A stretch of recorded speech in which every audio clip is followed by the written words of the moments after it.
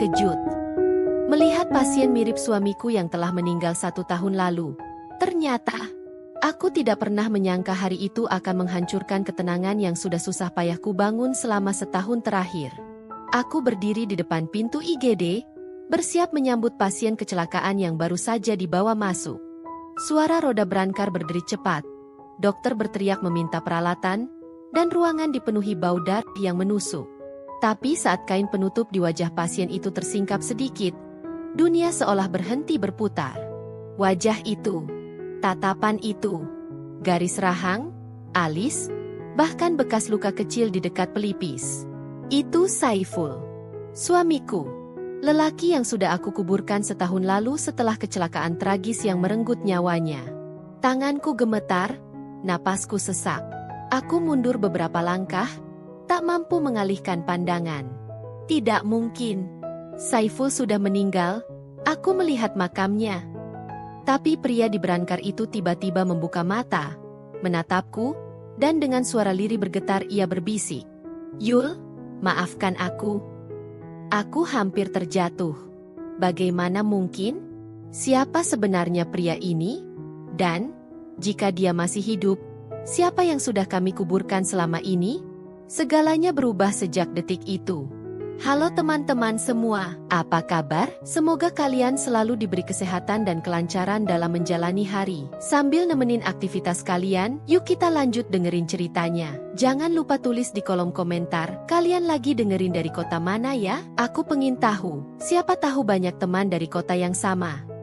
Setahun sudah berlalu sejak hari ketika hidupku berubah selamanya. Hari ketika suara telepon dari polisi memecah malam yang sunyi, membawa kabar bahwa Saiful, suamiku, sahabatku, dan ayah dari anakku, mengalami kecelakaan tragis dan tidak berhasil diselamatkan. Sejak hari itu, aku menjalani hidup sebagai seorang janda yang berusaha bertahan di tengah rasa kehilangan yang tak pernah benar-benar pudar. Namaku Yuli. Aku bekerja sebagai perawat di sebuah rumah sakit daerah di pinggiran kota kecil tempat aku tinggal sejak menikah dengan Saiful. Rumah sakit itu tidak besar, tapi cukup ramai, terutama di ruang IGD tempat aku ditugaskan. Kegaduhan, tangis keluarga, bau obat antiseptik dan semuanya sudah menjadi bagian dari hidupku. Ironisnya, aku membantu banyak orang menyelamatkan keluarga mereka, sementara aku sendiri gagal menyelamatkan orang yang paling kucintai. Sejak kepergian Saiful, aku tinggal bersama anakku, Akila, yang baru berusia 4 tahun.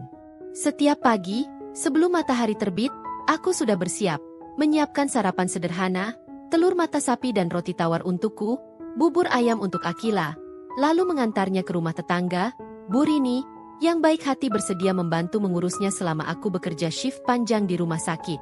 Hidup kami sederhana. Gaji perawat tidaklah besar. Apalagi setelah Saiful tidak ada lagi untuk membantu biaya rumah tangga. Dulu Saiful bekerja sebagai montir di bengkel motor. Pendapatan tidak selalu pasti, tapi aku dan dia selalu bisa tertawa dan mengatakan semuanya akan baik-baik saja selama kami bersama. Kini, kalimat itu terasa seperti luka yang belum sembuh. Rumah kecil yang dulu terasa hangat kini seperti kosong. Foto pernikahan kami masih tergantung di ruang tamu.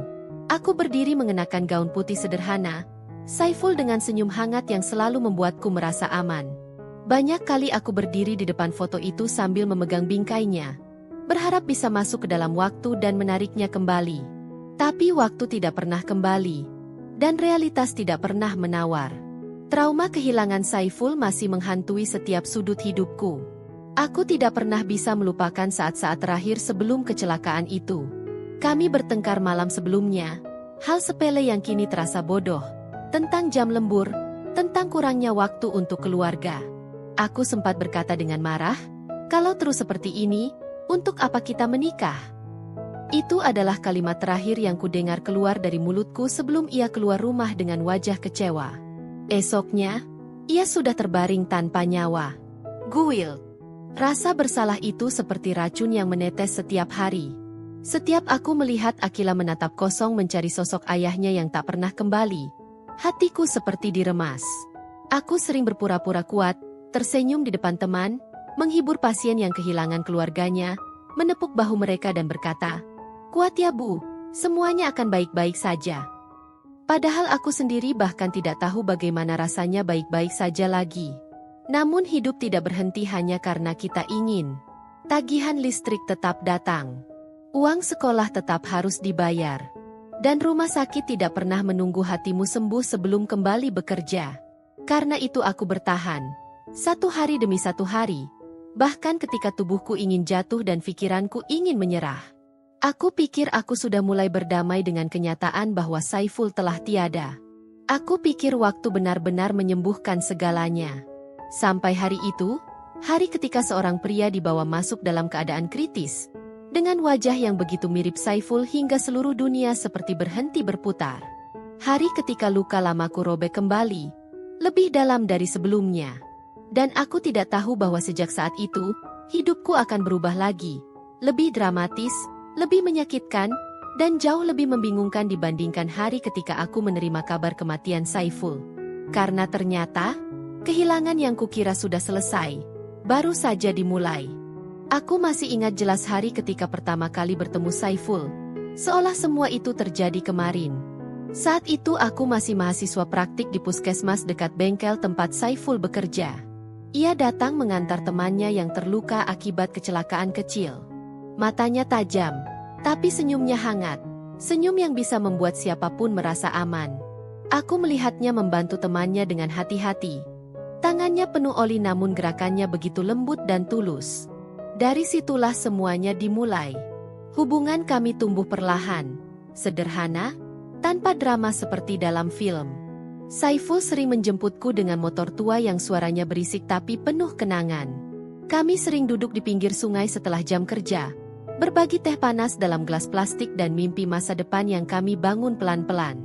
Ia selalu berkata, "Aku mungkin bukan siapa-siapa, Yul. Tapi aku janji akan membuatmu bahagia dengan caraku sendiri." Dan itu cukup bagiku, bahkan lebih dari cukup. Pernikahan kami sederhana. Diadakan di halaman rumah orang tuaku, dengan tenda kecil, kursi plastik, dan musik dangdut yang menghibur para tetangga. Aku mengenakan gaun putih pinjaman, Saiful memakai kemeja putih yang ia beli dari hasil kerja lembur selama 3 minggu. Tidak ada perhiasan mahal, tidak ada pesta mewah, tapi hari itu terasa seperti hari paling indah dalam hidupku. Kami berfoto di depan backdrop kain berwarna merah muda, menandatangani buku nikah dengan tangan gemetar karena bahagia, dan berjanji untuk saling mencintai sampai maut memisahkan. Tapi aku tidak pernah membayangkan seberapa cepat maut akan datang menagih. 1 tahun yang lalu, malam paling menghancurkan dalam hidupku. Waktu itu kami baru saja bertengkar karena Saiful menerima pekerjaan lembur mendadak. Aku merasa ia terlalu banyak menghabiskan waktu di bengkel dan terlalu sedikit bersama keluarga. Pertengkaran kami tidak besar, tapi emosiku sedang buruk dan aku mengucapkan hal-hal yang tidak seharusnya kukatakan. Saiful tidak banyak menjawab, hanya menatapku lama sebelum berkata pelan, "Maaf.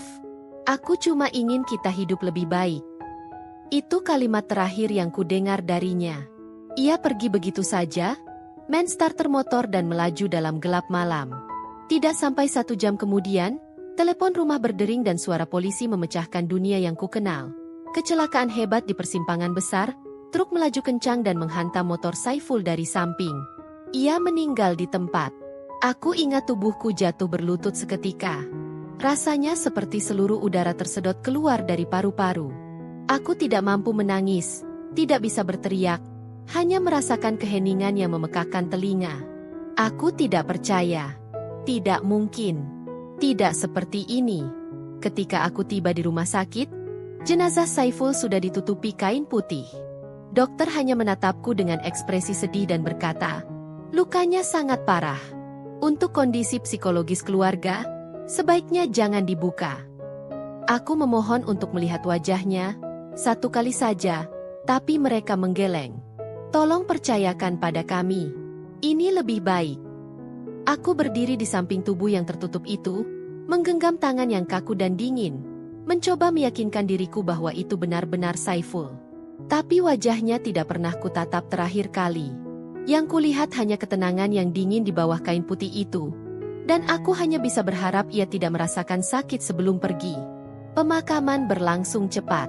Peti tidak dibuka. Semua orang menghiburku dan berkata aku harus ikhlas. Tapi bagaimana seseorang bisa ikhlas ketika bagian terpenting hidupnya hilang tanpa sempat mengucap kata terakhir? Bagaimana menerima kenyataan ketika hati masih yakin ia akan pulang, membuka pintu, dan berkata, "Aku pulang, Yul." Setahun kemudian, aku masih sering terbangun dengan mimpi buruk, mendengar suara tabrakan logam, melihat cahaya lampu truk yang menyilaukan. Trauma itu seperti bayangan yang selalu mengikuti kemanapun aku melangkah. Rasa bersalah menempel seperti noda yang tidak pernah hilang. Aku membiarkannya pergi dengan hati terluka, dan ia tidak pernah kembali. Dan sekarang, seorang pasien yang wajahnya begitu mirip dengannya muncul di ruang IGD. Mirip bukan sekadar kemiripan biasa, tapi seperti potongan masa lalu yang kembali hidup di depan mataku. Bekas luka kecil di pelipis, cara napasnya yang berat, bahkan garis rahangnya, semuanya seperti Saiful.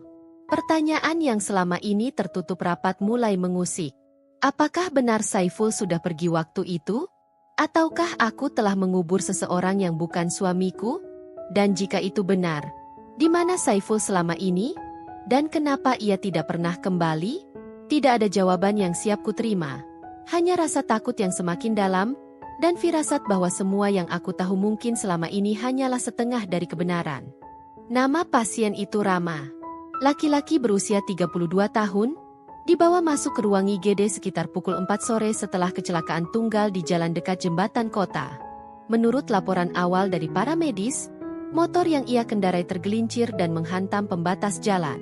Tidak ada saksi yang jelas, tidak ada keluarga yang mengikuti, dan tidak ada identitas yang ditemukan selain dompet kosong berisi beberapa lembar uang lusuh tanpa kartu identitas satupun. Rambutnya basah oleh darah, wajahnya penuh memar dan lecet, pakaian robek di beberapa bagian. Tapi di balik semua itu, wajahnya begitu familiar. Terlalu familiar. Tanganku masih gemetar saat dokter memintaku memeriksa tanda vitalnya. Aku berusaha menormalkan napas, mencoba bersikap seperti perawat profesional yang sudah berpengalaman menghadapi situasi darurat. Namun, dalam diriku, ada perang yang tidak bisa dihentikan. Mataku terus memandang wajah pasien itu, mencari setiap detail yang mungkin menjadi kebetulan, atau mungkin konfirmasi dari sesuatu yang tidak ingin kupercayai. Aku menempelkan sensor monitor detak jantung di dadanya. Monitor berbunyi ritmis, menunjukkan denyut yang walau kuat, tidak stabil. Tekanan darahnya turun cepat. Kami harus bertindak sigap. Aku menyesuaikan alat bantu napas, dan ketika aku menarik kain yang menutupi bahunya untuk membersihkan luka, mataku menangkap sesuatu yang membuat tubuhku langsung membeku. Sebuah bekas luka kecil di pundak kanan, panjang sekitar 2 cm, berbentuk miring seperti garis tipis yang sudah lama sembuh. Bekas luka yang sangat aku kenal. Bekas luka yang dimiliki Saiful sejak kami pertama kali bertemu. Luka yang ia dapatkan akibat jatuh dari motor saat masih SMA. Aku sendiri yang mengobatinya ketika ia datang ke puskesmas hari itu bertahun-tahun lalu, cemas dan malu karena darah mengotori bajunya. Tidak mungkin ini kebetulan. Tidak mungkin. Aku merasakan keringat dingin menuruni tengkukku. Suara-suara di ruangan mulai terdengar seperti gema jauh, seakan aku berada di dalam air. Dokter memanggil namaku 2 kali sebelum aku kembali vokal. "Yuli, kamu tidak apa-apa? Tolong bantu pasang infus kedua." Aku mengangguk cepat, berusaha menguasai diri. Aku mengambil jarum dan selang infus, tapi tanganku terlalu bergetar. Jarum itu hampir terlepas dari genggamanku. Rekan perawat di sebelahku menatap dengan alis terangkat, mungkin bingung melihatku kehilangan kendali. Ini bukan diriku. Aku tidak seperti ini dalam keadaan darurat. Aku selalu kuat, selalu tenang. Setidaknya itulah yang semua orang percaya. Aku memaksa diriku kembali fokus pada prosedur, menusukkan jarum tepat pada pembuluh darah di pergelangan tangannya. Saat aku melakukan itu, pasien, Rama, menggerakkan tangan lemah dan menggenggam pergelangan tanganku. Refleks tubuh syok membuatku tersentak. Matanya terbuka sedikit. Pandangannya kabur, pupil melebar, bibirnya bergetar mencoba mengucapkan sesuatu. Suaranya serak, hampir tak terdengar. "Yul." Satu kata. Hanya satu. Tapi cukup untuk membuat lututku hampir menyerah. Itu suara yang sama. Intonasi yang sama ketika Saiful memanggil namaku waktu kami sedang bertengkar. Atau saat ia meminta maaf karena membuatku marah. Itu suara yang hampir setiap malam aku rindukan dalam mimpi. Suara yang sudah setahun hilang dari hidupku. Aku memalingkan wajah sejenak, menutup mulut dengan tangan yang gemetar. Dadaku terasa sesak, seperti ada batu besar menindih. Jika aku menangis sekarang, aku pasti akan runtuh di depan semua orang. Yul, suara itu kembali, lebih lemah, lalu menghilang seiring kelopak matanya menutup dan tubuhnya terkulai tak sadarkan diri. Aku berdiri terpaku, tidak bisa bergerak. Dokter mengangguk padaku, tanpa menyadari badai yang sedang mengamuk dalam diriku. Oke, kita stabilisasi dulu. Setelah itu kita pindahkan ke Icu. Aku hanya mengangguk tanpa suara. Langkah-langkah tim medis seperti berputar mengelilingiku. Detik berjalan lambat dan berat. Aku mencoba meyakinkan diriku bahwa ini hanya kebetulan. Banyak orang memiliki wajah mirip. Banyak orang memiliki bekas luka serupa. Suara orang bisa terdengar sama ketika sedang hampir pingsan. Tapi suara hatiku berkata lain. Tidak ada yang kebetulan tentang ini. Terlepas dari semua usaha untuk tetap rasional, ketakutan mulai merayap masuk ke setiap celah pikiranku. Jika ini benar Saiful, berarti ada sesuatu yang sangat salah selama ini. Sesuatu yang disembunyikan. Sesuatu yang mengerikan. Karena jika Saiful masih hidup, maka siapa yang telah aku kuburkan dengan tanganku sendiri setahun lalu? Pertanyaan itu menghantam keras. Dan untuk pertama kalinya sejak kecelakaan itu, aku benar-benar takut. Lebih takut daripada saat aku menerima kabar kematiannya. Takut pada kebenaran. Takut pada kebohongan yang mungkin lebih menyakitkan daripada kehilangan. Takut bahwa segala hal yang selama ini kupercaya, hanyalah ilusi. Dan yang paling menakutkan dari semuanya adalah perasaan yang tiba-tiba muncul. Aku ingin percaya bahwa itu dirinya. Dan itu membuatku merasa bersalah sekaligus hancur. Karena jika Saiful benar-benar kembali, apa arti semua rasa sakit yang sudah kutelan selama setahun terakhir? Dan apa yang akan terjadi selanjutnya? Aku belum siap untuk menemukan jawabannya. Namun aku tahu, dunia yang kukenal baru saja retak. Dan tidak ada jalan kembali. Setelah pasien bernama Rama dipindahkan ke ruang ICU, suasana ruang IGD perlahan kembali normal. Suara monitor yang berdetak, langkah cepat perawat, dan instruksi singkat dokter seharusnya bisa mengalihkan pikiranku seperti biasanya. Tapi untuk pertama kalinya dalam karierku, aku tidak bisa berpikir jernih. Kepalaku penuh dengan tanda tanya yang menekan dari segala arah. Aku mencoba menenangkan diri, memegang clipboard yang berisi laporan awal pasien. Tanganku masih gemetar saat membuka lembaran tersebut. Aku berharap menemukan sesuatu, apapun, yang bisa menjelaskan siapa Rama sebenarnya. Tapi kolom identitas nyaris kosong. Nama sementara, Rama, jenis kelamin laki-laki, usia perkiraan 32 tahun, status belum diketahui. Aku menarik napas panjang dan berusaha fokus. Sebagai perawat yang bekerja di IGD, aku sudah sangat sering menangani pasien tanpa identitas. Terkadang korban kecelakaan mungkin kehilangan dompetnya, atau belum ada keluarga yang mengetahui kejadian tersebut. Tapi perasaan aneh dalam diriku mengatakan bahwa kasus ini berbeda. Terlalu banyak kebetulan yang tidak bisa kuabaikan. Aku membuka kantong plastik kecil berlabel barang bawaan pasien.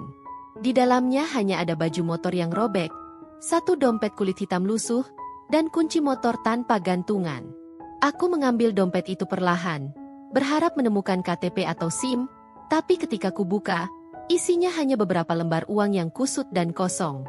Tidak ada kartu apapun, tidak ada foto, tidak ada petunjuk siapa dia. Kenapa seseorang membawa dompet tanpa identitas sama sekali?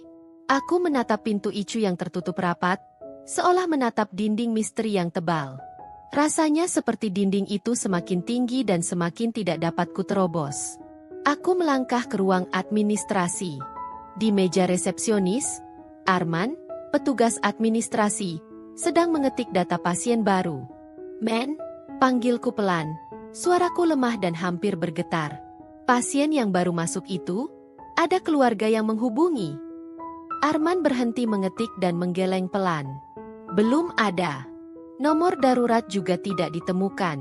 Kami sudah mencoba menelusuri plat nomor motor, tapi katanya data tidak terdaftar. Mungkin motor bodong, mungkin juga bukan. Kami masih cek lagi. Aku mengernyit. Tidak masuk akal. Setidaknya harus ada dokumen dasar. Arman mengangkat bahu dengan wajah lelah. Kadang memang ada yang begitu. Tapi biasanya dalam beberapa jam ada yang datang cari korban kecelakaan. Ini baru 1 jam. Coba kita tunggu saja. Aku mengangguk pelan, tetapi hatiku justru semakin gelisah. Aku menghadap ke layar komputer dan melihat nama pasien hanya terdaftar sebagai Ram, L32, tidak diketahui. Terasa seperti seseorang berusaha menghapus jejaknya. Aku kembali ke lorong menuju Icu. Setiap langkah terasa berat. Suara langkah sepatu di lantai keramik menggema dalam kesunyian yang mengeras. Aku berdiri di depan kaca ruang Icu dan menatap pria itu dari balik jendela. Tubuhnya terbaring tak bergerak, kabel infus dan alat monitor menempel di tubuhnya. Wajahnya lebih tenang dibanding saat datang, tapi tetap saja terasa menyakitkan untuk melihatnya. Siapa sebenarnya kamu? Aku menutup mata, mencoba memerangi badai dalam diriku. Aku tahu aku harus rasional. Aku tahu aku harus profesional. Rama mungkin hanya seseorang yang kebetulan mirip Saiful, dan pikiranku terlalu lelah sehingga menciptakan ilusi. Tapi semakin aku mencoba mengusir rasa itu, semakin kuat perasaan bahwa ini bukan sekadar kemiripan biasa. Apalagi ketika aku teringat luka di pundaknya. Luka yang sama persis, di tempat yang sama, dengan bentuk yang sama. Tidak mungkin itu kebetulan kedua. Aku menunduk, menekan pelipisku dengan 2 jari. Pertanyaan yang sejak tadi kutahan akhirnya menyeruak ke permukaan. Kalau dia bukan Saiful, kenapa begitu banyak hal yang sama? Dan kalau dia memang Saiful, kenapa tidak ada satupun data tentang dirinya? Tiba-tiba, sebuah pikiran mengerikan muncul. Bagaimana jika ada seseorang yang sengaja menghapus identitasnya? Bagaimana jika selama ini sesuatu disembunyikan dariku? Bagaimana jika kematian Saiful bukan sekadar kecelakaan yang kukira? Aku merasa bulu kuduku berdiri. Jantungku berdegup keras. Bukan karena harapan atau rasa rindu, tapi karena ketakutan yang menusuk tulang.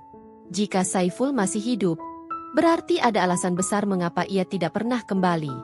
Dan mungkin, alasan itu jauh lebih menakutkan daripada kematian itu sendiri. Aku menatap pasien itu sekali lagi dari balik kaca. Dan untuk pertama kalinya dalam hidupku, aku merasakan bahwa kebenaran tidak selalu melegakan. Kadang kebenaran adalah sesuatu yang paling ingin kita hindari. Tapi juga sesuatu yang tidak bisa kita lari darinya. Karena mulai detik itu, aku tahu hidupku tidak akan pernah kembali sama seperti sebelumnya. Aku duduk di bangku kecil di sudut lorong Icu, mencoba menenangkan napas yang terasa seperti berlomba dengan detak jantungku sendiri. Di tanganku, masih kugenggam lembar laporan pasien yang kini terasa seperti beban berat memaksa bahuku jatuh. Pikiranku berputar cepat, melompat dari satu kemungkinan ke kemungkinan lain. Semuanya bercampur menjadi kekacauan emosional yang sulit kukendalikan. Sudah setahun aku meyakinkan diriku bahwa Saiful benar-benar telah tiada. Setahun mencoba menerima kenyataan bahwa orang yang paling kucintai sudah pergi untuk selamanya. Setahun memaksa hati untuk berdamai, meskipun tidak ada bagian dari diriku yang benar-benar menerima.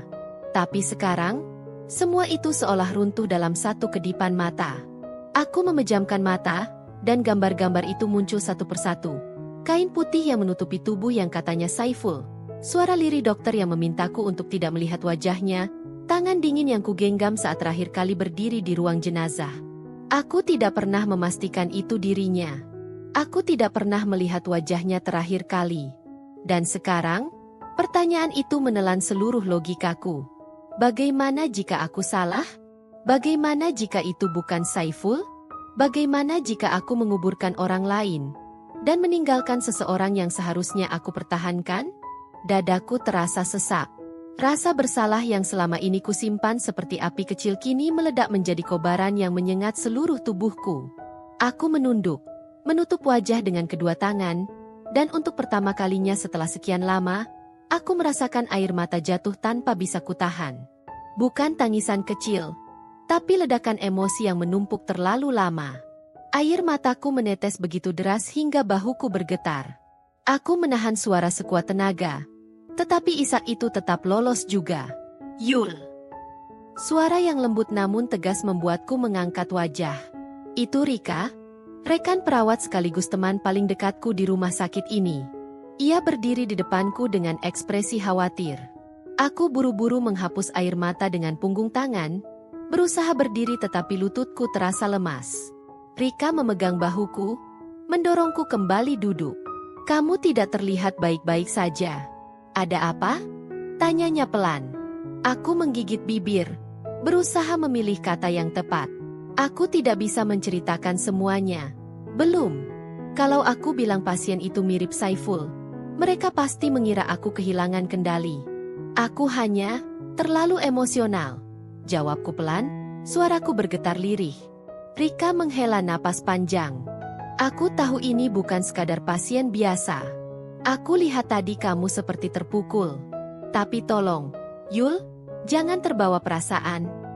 Aku menatapnya, dan di matanya aku melihat kekhawatiran yang jujur, bukan sekadar formalitas profesional. Aku serius, lanjutnya. Kamu sudah berjuang keras melewati kehilangan Saiful. Jangan sampai kerjaan ini membuatmu jatuh lagi. Kamu harus jaga dirimu, apalagi ada Akila yang butuh kamu. Aku ingin menjawab, tapi kata-kata tertelan dalam tenggorokan. Rika menatapku dalam-dalam. Yul, ini bisa bahaya buat psikologimu. Kamu belum benar-benar pulih. Tolong jangan menghubungkan hal-hal yang tidak pasti. Banyak orang yang mirip. Kamu harus kuat. Jangan biarkan luka lama terbuka lagi. Kalimat itu seharusnya menenangkan. Seharusnya menjadi pegangan yang membuatku tetap waras. Tapi justru membuatku ingin berteriak. Aku menggenggam ujung seragamku begitu kuat hingga jemariku memutih. Suaraku pecah ketika akhirnya aku buka mulut. Tapi Rick, dia benar-benar mirip Saiful. Semua detailnya. Bahkan bekas luka di pundaknya sama persis. Dan, dia memanggil namaku. Rika terdiam beberapa detik, jelas terkejut. Namun ia segera menegakkan kembali sikap profesionalnya.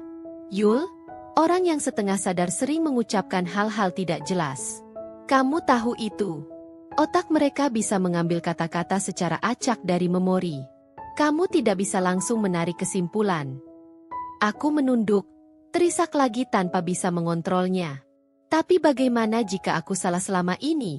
Rick? Bagaimana jika yang aku kubur bukan Saiful? Bagaimana jika aku meninggalkannya? Rika menghela napas panjang, kemudian memelukku erat. Kamu tidak salah.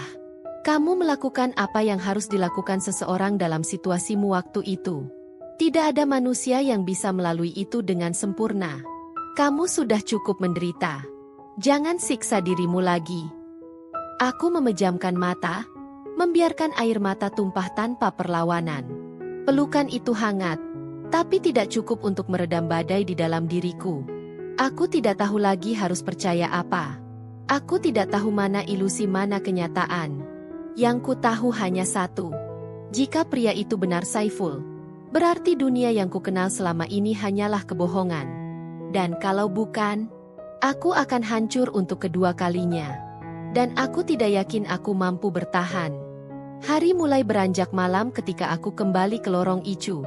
Lampu-lampu neon putih memantulkan cahaya dingin di lantai keramik, membuat suasana rumah sakit terasa semakin sunyi dan tegang. Shiftku seharusnya sudah selesai 2 jam lalu, tapi aku bahkan tidak terpikir untuk pulang. Ada sesuatu yang menahanku di sini, sesuatu yang tidak bisa kujelaskan dengan logika, tapi terasa begitu kuat hingga aku tidak sanggup melangkah pergi. Aku menatap ruang Icu dari balik kaca besar yang membatasi area steril. Rama masih terbaring di sana. Tubuhnya penuh alat bantu medis.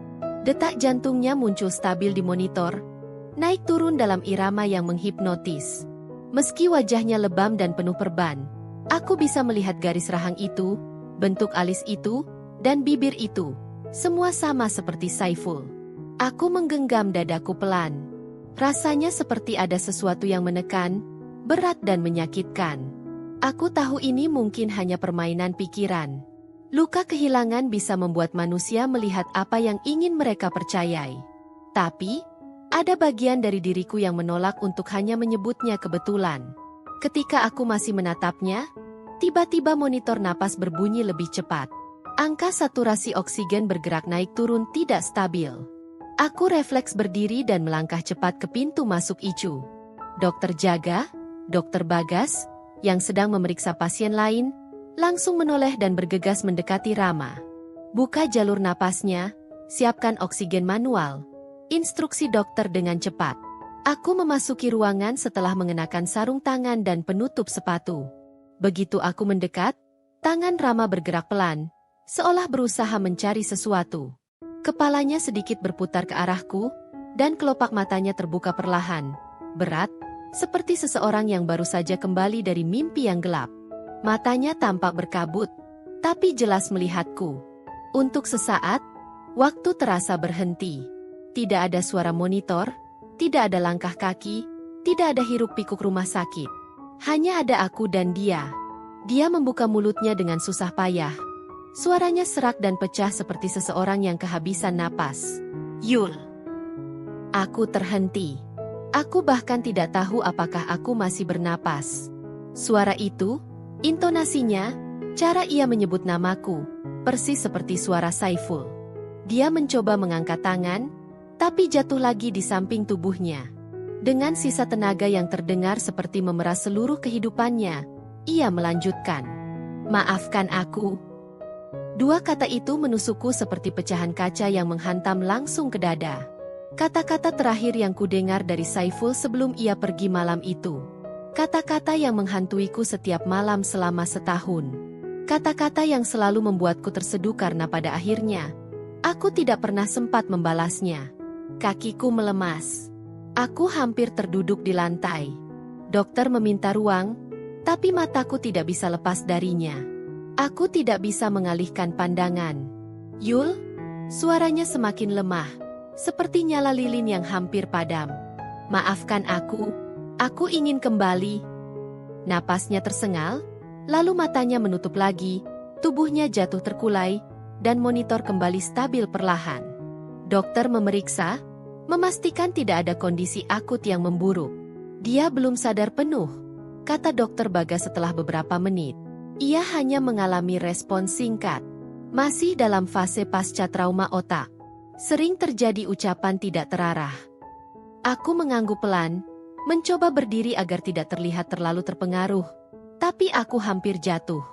Rika yang melihat dari pintu langsung mendekat dan memegang lenganku. Yul, kamu harus keluar dulu. Kamu butuh udara segar. Aku tidak menjawab. Aku hanya terus menatap Rama yang kembali terbaring tenang, seolah tidak pernah mengucapkan apapun. Apakah itu hanya refleks neurologis? Apakah pikiranku yang sedang kacau hanya menghubungkan suara itu dengan kenangan? Atau, apakah itu benar-benar Saiful yang memanggilku? Aku ingin percaya bahwa semua hanya kebetulan. Bahwa duniaku tidak sedang terbalik. Bahwa masa lalu tidak kembali menghantuiku. Tapi suara itu masih terngiang jelas di telingaku. Nyata, hangat, dan terlalu dekat dengan hatiku. Maafkan aku.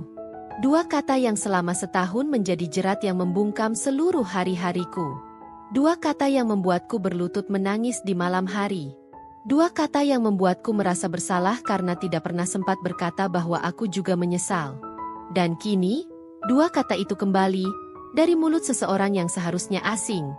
Tapi terasa seperti bagian diriku sendiri. Aku memegang dinding agar tidak jatuh.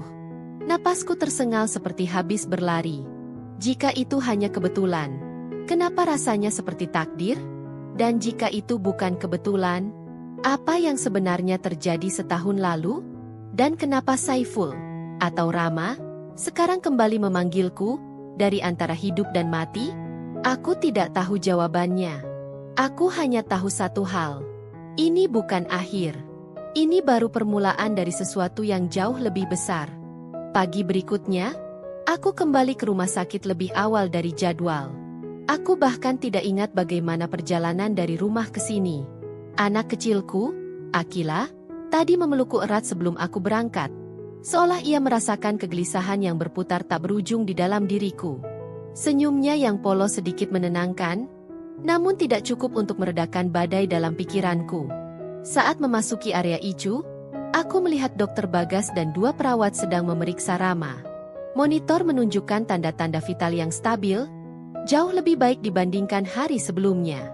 Napasnya teratur. Kondisinya terlihat membaik. Dan itu seharusnya kabar baik. Kecuali suara kecil dalam hatiku menjerit, menuntut jawaban yang belum kudapatkan. Aku berdiri di ujung ranjang, menatap wajahnya. Luka lebam di pipi kanannya mulai memudar, dan dari sudut tertentu, ia terlihat semakin mirip Saiful hingga dadaku kembali sesak. Tiba-tiba, kelopak mata Rama bergetar pelan, lambat, seperti seseorang yang memaksa dirinya kembali dari kegelapan. Aku menahan napas. Detik terasa memanjang seperti waktu enggan bergerak. Dalam beberapa detik, matanya terbuka perlahan. Aku mengambil langkah kecil mendekat. Rama, kamu bisa dengar saya? Ia memandangku, mata itu jernih tapi kosong. Tidak ada pengenalan, tidak ada kehangatan, tidak ada jejak dari momen kemarin ketika ia memanggil namaku. Tatapan itu seperti seseorang yang baru dilahirkan kembali tanpa ingatan apapun. Siapa? Saya? Suaranya pelan, serak, kehilangan arah. Aku menelan ludah, mencoba tersenyum lembut. Kamu sedang dirawat setelah kecelakaan. Kamu aman sekarang. Matanya bergerak mengikuti suara monitor. Nafasnya kembali cepat, menunjukkan kebingungan dan kecemasan. Nama saya siapa? Tanyanya lagi, lebih keras, hampir panik. Aku menoleh ke Dokter Bagas yang sudah berdiri di sampingku. Dia mengalami post-traumatic amnesia. Jelas dokter dengan suara profesional. Kondisi umum setelah benturan kepala yang cukup parah. Biasanya hilang ingatan sementara, bisa pulih bertahap, atau bisa menetap. Kita belum tahu. Aku mengangguk. Meski rasanya kepalaku sendiri ingin pecah. Bagaimana mungkin seseorang yang semalam memanggil namaku dengan sangat jelas, sekarang bahkan tidak mengenali dirinya sendiri? Rama, kataku hati-hati.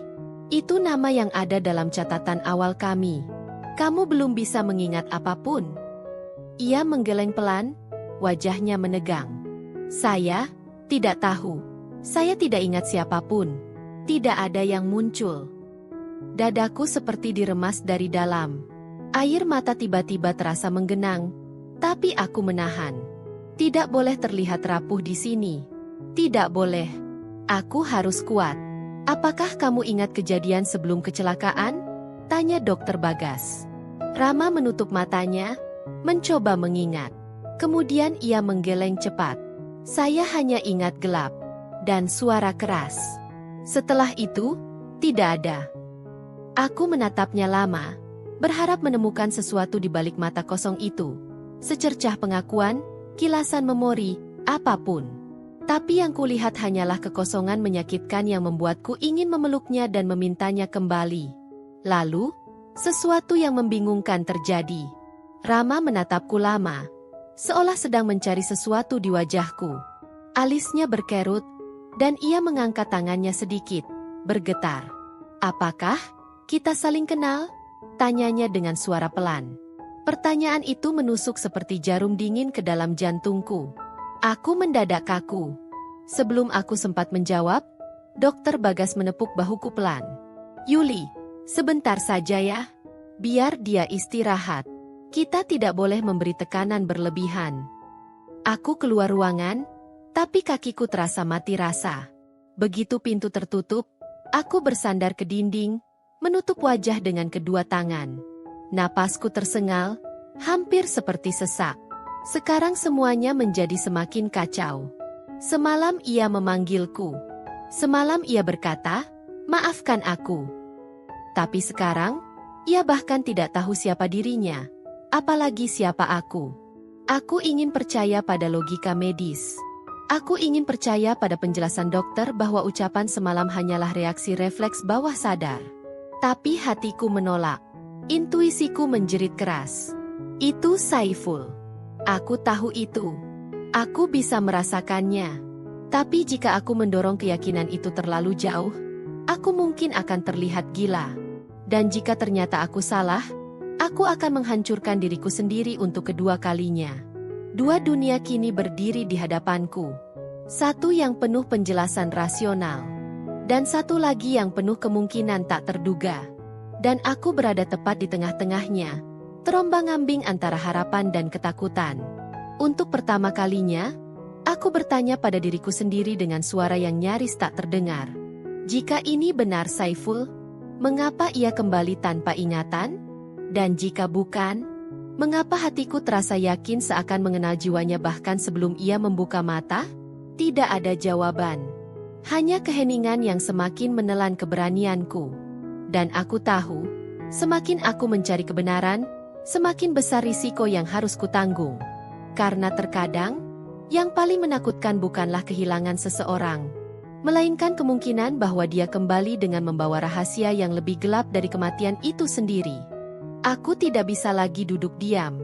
Meskipun semua orang di sekelilingku berusaha meyakinkanku bahwa aku hanya terbawa emosi, bahwa semuanya hanyalah kebetulan, suara di dalam diriku terus berteriak bahwa ada sesuatu yang tidak beres, sesuatu yang tidak akan terungkap jika aku hanya menunggu di rumah sakit. Dan ketika rasa penasaran bercampur dengan ketakutan, manusia bisa melakukan hal-hal yang bahkan tidak pernah ia bayangkan sebelumnya. Setelah memastikan kondisi Rama stabil dan tidak dalam keadaan kritis, aku meminta izin keluar sebentar. Rika menatapku dengan ragu, tapi aku berjanji akan segera kembali. Tentu saja aku tidak bisa memberitahunya kemana aku pergi. Bahkan aku sendiri tidak yakin apakah langkah ini masuk akal. Aku mengendarai motor pelan menuju lokasi kecelakaan, jembatan lama di pinggiran kota. Tempat itu sepi, hanya sesekali truk melintas. Angin sore membawa bau sungai dan logam berkarat.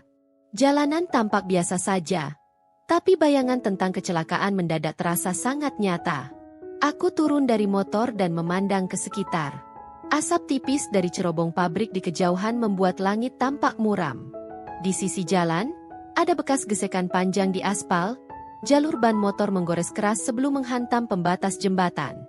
Aku melihat bercak darah kering di salah satu beton pengaman. Dadaku langsung terasa sesak. Aku mengingat semua penjelasan para medis. Kecelakaan tunggal, tidak ada saksi jelas, tidak ada data identitas. Tapi semakin aku memikirkan itu, semakin terasa janggal. Orang tidak biasanya membawa dompet tanpa kartu satupun, plat nomor motor yang tidak terdaftar, dan tidak adanya satupun keluarga atau orang yang mencari dalam waktu selama itu. Seperti seseorang yang sengaja ingin menghilang, atau sengaja dihilangkan. Saat aku berdiri memandangi tempat itu, seorang pria tua dengan gerobak sayur melintas. Ia berhenti, menatapku penasaran. "Mbak, cari apa?" tanyanya. Aku tersentak kecil, tapi berusaha tersenyum sopan. "Saya perawat dari rumah sakit. Kemarin ada kecelakaan di sini. Saya ingin tahu apakah Bapak melihat sesuatu." Pria itu mengangguk pelan, wajahnya berubah lebih serius. "Yang motor jatuh itu, ya?" "Iya, saya lihat. Saya lewat dari seberang jembatan waktu itu." Suaranya bergetar sedikit, seolah masih terpengaruh kejadian itu. Saya pikir awalnya kecelakaan biasa, tapi ada yang aneh, Mbak. Aku mendekat, jantungku berdetak lebih cepat. "Aneh bagaimana, Pak?" Pria itu menarik napas, lalu menunjuk arah jalan yang menurun sebelum jembatan. Saya lihat ada motor lain di belakangnya, Mbak, seperti mengejar. Saya tidak lihat jelas orangnya, soalnya gelap, tapi saya jelas dengar suara mesin yang digeber kuat. Motor yang jatuh itu seperti sengaja dihalangi. Aku terpaku. Dunia seperti berhenti berputar. Dikejar seseorang? Pria itu mengangguk cepat. "Iya, Mbak." Setelah motor itu jatuh dan pengemudinya terpental, motor yang satunya langsung putar balik dan kabur cepat sekali. Saya sempat mau teriak minta tolong, tapi sudah terlambat. Sesuatu di dalam diriku seperti ditarik keluar, campuran antara marah, takut dan kebenaran yang menampar keras. "Bapak yakin?" tanyaku dengan suara bergetar. Sangat yakin. Jawabnya mantap. Orang itu bukan jatuh sendiri. Seperti diincar. Aku menelan ludah, lidahku terasa kering. Dunia yang kukenal selama ini berubah warna. Jika ini benar kecelakaan yang disengaja, berarti Rama bukan sekadar korban biasa. Berarti ada seseorang yang menginginkan dia hilang. Dan jika benar dia adalah Saiful, atau pernah mengenal Saiful, maka kematian Saiful bisa jadi bukan kecelakaan juga. Skenario baru mulai terbentuk di kepalaku, menakutkan dan gelap. Bagaimana jika Saiful mengetahui sesuatu yang berbahaya? Bagaimana jika seseorang menginginkan dia mati? Bagaimana jika hari itu, setahun lalu, bukan sekadar tragedi takdir, tapi sesuatu yang disengaja?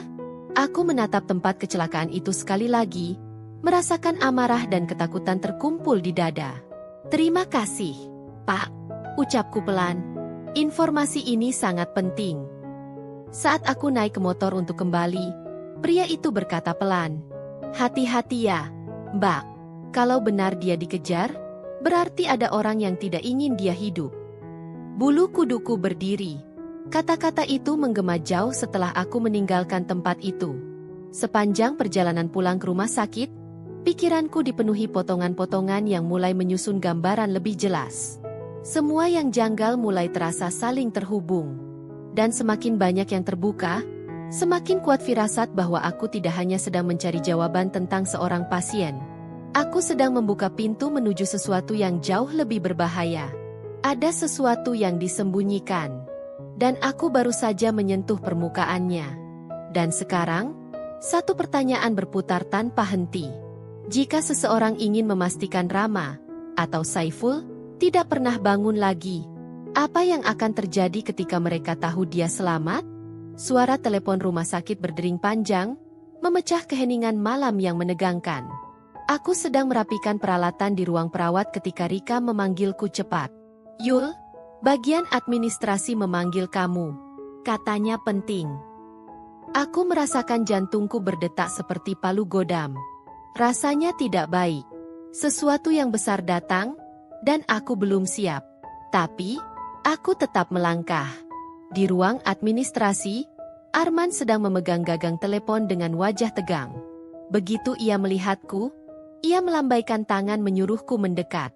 Yul, ini dari kepolisian kota. Bicara saja langsung. Mereka menanyakan pasien yang baru masuk kemarin. Dadaku menegang. Aku mengambil telepon itu dengan tangan gemetar. Halo, saya Yuli dari bagian IGD. Suara berat dan resmi terdengar di seberang. Selamat malam. Saya Inspektur Dimas dari Satuan Reskrim. Kami ingin memastikan data seorang pasien yang masuk tanpa identitas. Laki-laki, sekitar usia 30-an, korban kecelakaan motor di Jembatan Timur. Aku menelan ludah. Ya, dia dirawat di ICU sekarang. Nama sementara yang kami masukkan adalah Rama. Beberapa detik sunyi, sebelum suara itu kembali, lebih tegas. Nama lengkap pria itu adalah Saiful Rama. Aku terhenti. Suara lain di sekitarku menghilang. Dunia seperti berhenti. Aku tidak tahu apakah aku masih bernapas atau tidak. Jari-jariku memerah karena menggenggam telepon terlalu kuat. Maaf, Pak, bisa ulangi? Saiful Rama, saksi kunci kasus korupsi besar yang sedang kami tangani.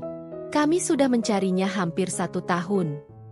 Ruang terasa berputar. Aku merasa seluruh gravitasi berpindah ke dadaku. Dia, saksi? Tanyaku hampir berbisik. Benar.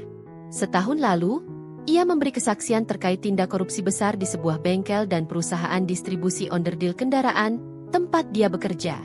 Kasus itu melibatkan penggelapan dana miliaran rupiah, manipulasi suku cadang, dan pengiriman barang ilegal. Setelah memberikan kesaksian, dia menerima ancaman pembunuhan. Karena itu, dia dimasukkan ke dalam program perlindungan saksi. Tanganku bergetar begitu hebat hingga Rika harus memegang bahuku agar aku tidak jatuh. Lalu kenapa dia dianggap meninggal? Tanyaku dengan suara pecah. Inspektur Dimas menghela napas panjang. Suaranya menjadi lebih pelan, seperti menimbang bobot emosional kata-katanya. untuk melindunginya. Salah satu prosedur perlindungan saksi tingkat tinggi adalah memalsukan kematian. Mereka menggunakan tubuh seorang pria tanpa identitas yang ditemukan meninggal malam itu, lalu mencocokkan dokumen secara resmi agar semua pihak percaya bahwa itu Saiful. Aku menutup mulut dengan tangan, menahan air mata yang mulai membasahi pipi. Bayangan peti tertutup itu kembali menghantamku. Upacara pemakaman.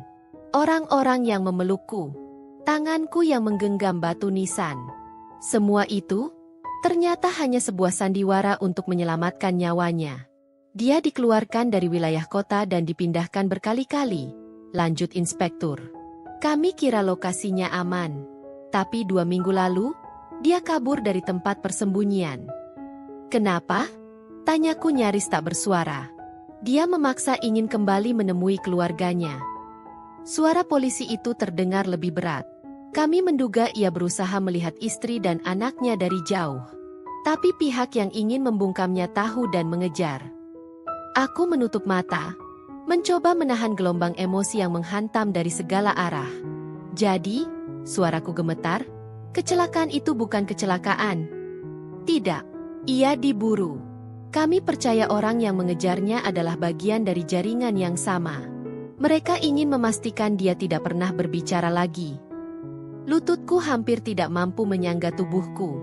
Aku bersandar pada meja, mencoba mencari udara. Sekarang dia dalam bahaya besar, Bu Yuli. Ketika mereka tahu dia masih hidup, mereka pasti akan mencoba lagi.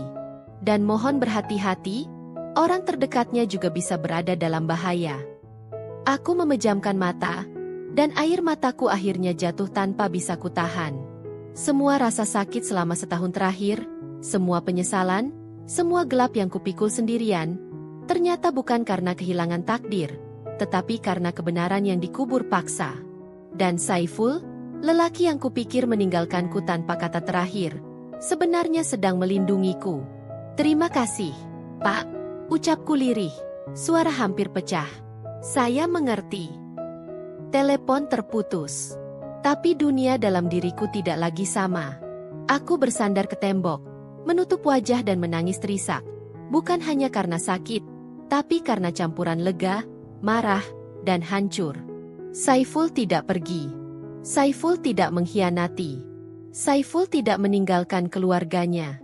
Ia menghilang untuk melindungi kami. Dan ketika ia berusaha kembali, ketika ia berjuang untuk melihat kami dari jauh, mereka hampir membunuhnya. Rika memelukku erat. Aku merasa tubuhku gemetar hebat, seakan semua tulangku patah di dalam. Yul, bisiknya. Ya Tuhan. Aku mengubur orang yang bukan suamiku, ucapku di antara tangis. Selama ini aku membenci diriku sendiri karena kata-kata terakhirku pada Saiful. Tapi dia masih hidup. Dia masih berjuang. Pertanyaan baru muncul, jauh lebih besar dan lebih menakutkan dari sebelumnya. Jika semua ini benar, apa yang akan terjadi ketika Saiful bangun sepenuhnya? Dan apakah kami masih punya kesempatan untuk memperbaiki semuanya? Atau semuanya sudah terlambat? Satu hal pasti, tidak ada lagi ruang untuk pura-pura. Kebenaran telah muncul ke permukaan. Dan mulai dari detik itu, tidak ada yang bisa kembali seperti semula. Beberapa hari setelah telepon dari polisi, suasana di rumah sakit berubah drastis. Penjagaan di sekitar ruang ICU diperketat. 2 petugas keamanan ditempatkan di depan pintu, dan akses keluar masuk dibatasi hanya untuk tenaga medis tertentu. Semua itu membuat atmosfer terasa tegang, seolah badai besar sedang menunggu untuk meledak. Rama, atau Saiful, berangsur pulih. Kesadarannya datang dan pergi seperti ombak yang tak menentu. Ingatannya belum sepenuhnya kembali, tapi fragmen-fragmen kecil mulai muncul. Kadang ia menyebut nama Akila dalam tidurnya, kadang ia memanggil, Bu, seperti hendak menyebut, Ibu. Setiap kali itu terjadi, hatiku tertarik kedua sisi yang saling bertarung, harapan dan ketakutan. Akhirnya, pada pagi yang dingin dan biru, dokter memutuskan bahwa ia stabil dan memindahkannya ke ruang rawat khusus. Aku berdiri di depan pintu ruangan itu selama beberapa detik sebelum tangan beraniku mengetuk pelan. Ketika pintu terbuka, aku melihatnya duduk bersandar di tempat tidur, mengenakan perban di kepala dan selang infus di tangan. Matanya menatap keluar jendela, seolah memandangi dunia yang telah hilang darinya selama setahun. Dan ketika ia berbalik dan mata kami bertemu, rasanya seperti seluruh waktu yang beku selama setahun terakhir mencair dalam satu kedipan. "Yul?" Suaranya serak, pelan, namun jelas. Bukan seperti gumaman tak sadar semalam, itu adalah panggilan penuh kesadaran. Suara yang dulu membangunkanku setiap pagi. Suara yang kupikir sudah hilang selamanya. Aku melangkah perlahan. Tapi begitu melihat senyuman samar yang muncul di bibirnya, seluruh benteng pertahanan yang kubangun runtuh. Aku menutup mulut dengan tangan, menahan isak yang meledak tanpa ampun. Aku tidak bisa menahan diri. Aku berlari kecil dan memeluknya. Pelukan itu terasa tidak nyata. Hangat, nyata, hidup. Tubuhku bergetar hebat dalam pelukannya. Aku menangis keras, tanpa malu, tanpa mencoba menyembunyikan kepedihan setahun terakhir. Sementara Saiful memelukku dengan hati-hati, seperti takut menyakitiku. Tangannya gemetar. "Aku minta maaf," bisiknya pelan di telinga. "Aku benar-benar minta maaf. Aku tidak pernah ingin meninggalkan kalian. Aku tidak ingin semuanya terjadi seperti ini." Aku menyentak mundur sedikit, menatapnya dengan air mata yang terus mengalir. "Kenapa? Kenapa kamu tidak kembali?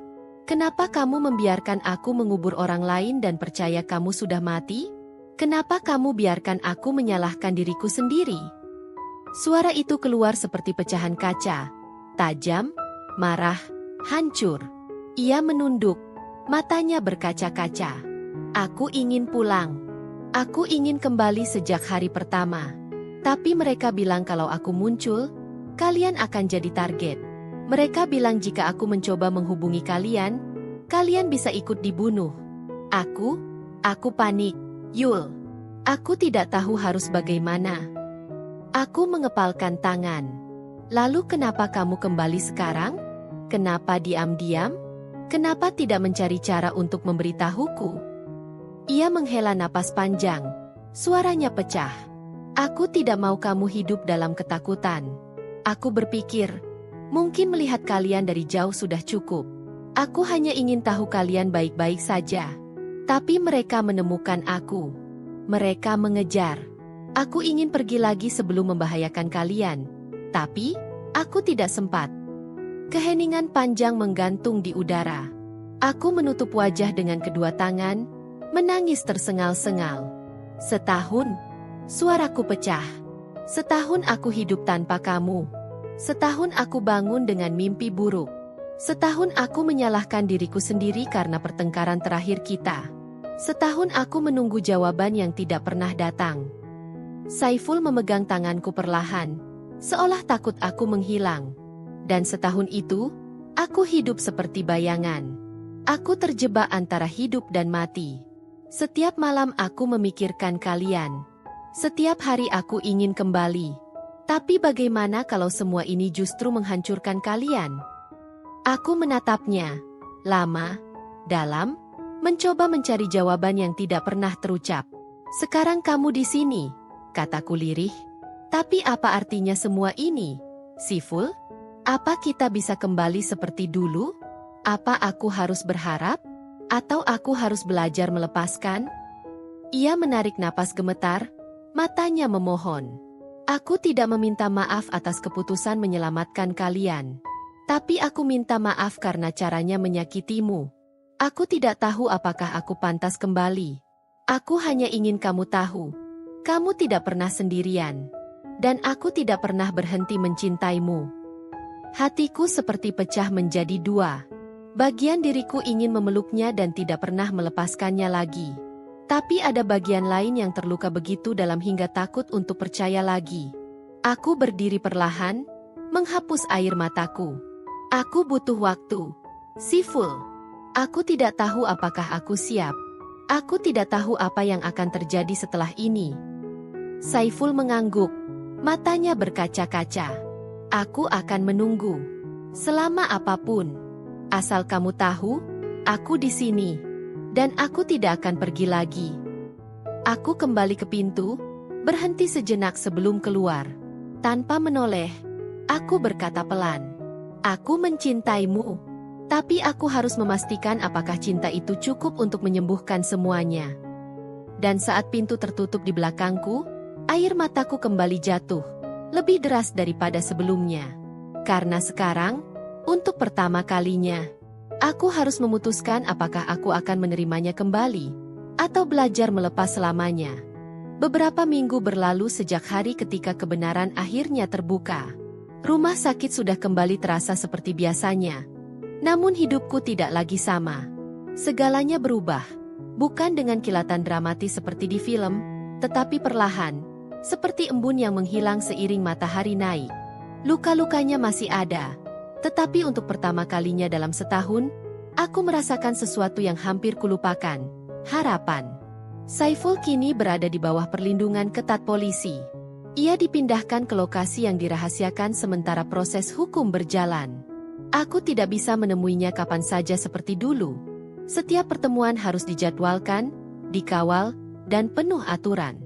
Tapi setiap kali aku duduk di ruang tamu kecil yang dingin untuk bertemu dengannya, rasanya seperti menemukan bagian dari diriku sendiri yang hilang selama ini. Persidangan dimulai 2 minggu setelah ia sadar penuh. Kasus korupsi besar yang dulu ia ungkap membengkak menjadi lebih luas dari yang pernah dibayangkan. Tidak hanya melibatkan bengkel tempat Saiful bekerja, tetapi juga jaringan distribusi suku cadang dan beberapa pejabat lokal. Kesaksiannya menjadi bagian penting untuk membuka semua itu, dan risiko yang ia jalani terasa semakin nyata. Aku menghadiri persidangan hari pertama sebagai saksi pendamping. Di ruangan itu, ketika Saiful berdiri di hadapan hakim dan menyampaikan semua yang ia tahu, suara tenang, jelas, tidak goyah, aku merasakan kembali rasa bangga yang dulu membuatku jatuh cinta padanya. Bukan karena keberaniannya berbicara, tapi karena ia memilih melakukan hal yang benar meskipun ia tahu ia bisa kehilangan segalanya, termasuk hidupnya sendiri. Di luar gedung pengadilan, wartawan mulai berkumpul, memotret dan bertanya. Aku menggandeng tangan Akila lebih kuat, melindunginya dari sorotan kamera. Ia menatapku dengan mata besar penuh kebingungan. Bunda, itu ayah? Tanyanya pelan pada suatu malam ketika ia melihat foto Saiful di TV. Aku menahan napas sebelum menjawab. Iya, itu ayah. Ayah sangat sayang sama Akila. Ayah berjuang supaya semuanya aman. Akila tersenyum, polos. Kalau sudah aman, ayah pulang. Aku tersenyum sambil menahan tangis. Insya Allah, nak. Dalam waktu-waktu hening di antara semua kekacauan ini, aku mulai memikirkan kembali semua yang sudah terjadi. Bagaimana satu kalimat terakhir yang terucap dalam amarah dapat menghantui hidup selamanya. Bagaimana kehilangan bisa membuat seseorang berubah menjadi bayangan dirinya sendiri. Dan bagaimana cinta bisa meninggalkan luka tapi juga menjadi obatnya. Aku sadar bahwa memaafkan bukan berarti melupakan. Memaafkan adalah menerima bahwa masa lalu tidak bisa diubah, tetapi masa depan masih bisa disusun kembali. Aku bertemu Saiful lagi beberapa hari sebelum sidang putusan. Bertemu di ruangan kecil, ditemani 2 polisi yang menjaga pintu. Saat kami duduk berhadapan, keheningan panjang terasa menggantung. Kamu yakin bisa melewati semua ini? Tanyaku pelan. Saiful menatapku, dan untuk pertama kalinya sejak ia kembali, aku melihat ketenangan di matanya. Aku yakin, karena aku tidak lagi melakukannya sendirian. Aku menunduk, air mata jatuh pelan tanpa suara. Untuk pertama kalinya, tangis itu bukan karena sakit, melainkan karena lega. Aku tidak bisa menjanjikan semuanya akan kembali seperti dulu, kataku. Aku masih perlu waktu. Aku masih rapuh. Tapi aku ingin mencoba. Aku ingin mulai dari awal. Saiful mengangguk pelan, suatu senyum kecil muncul. Kesempatan kedua adalah hadiah terbesar yang pernah aku dapatkan. Dan aku tidak akan menyia-nyiakannya. Aku meraih tangannya.